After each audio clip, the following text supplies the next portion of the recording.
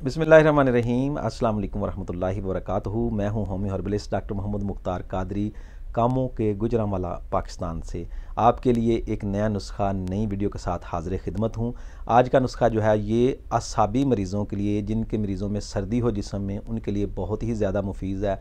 ऐसे मरीज़ जिनको बाएँ साइड का फालज हो या ऐसे मरीज़ जो तरी सर्दी वाले मरीज़ हों, कसरत बौल के मरीज़ हों, यानी कि यूरन का बार बार आना, उनके लिए ये बहुत ज़्यादा मुफीद है। ऐसे मरीज़ जिनमें कुव्वत बा की कमी हो, कमज़ोरी हो, तो ये नुस्खा बनाकर इस्तेमाल करें। इंशाल्लाह उनको इस नुस्खा से बहुत ही ज़्यादा फ़ायदा होने वाला है।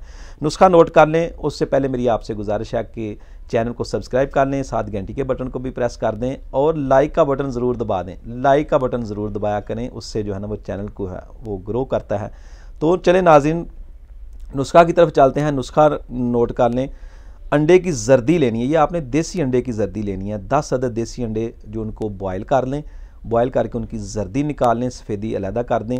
जर्दी 10 अदद, अकरकरा 2 तोला, लौंग 2 तोला, सुंड सुंड यानी खुश्क अदरक, जिंजर ये 2 तोला, खुलंजा 2 तोला, दारचीनी 1 तोला, शहद 350 ग्राम। ये सारी चीज़ें बारीक पाउडर करके मिक्स कर लें अच्छी तरह और शहद 350 ग्राम में इनको शामिल कर लें, मिला लें।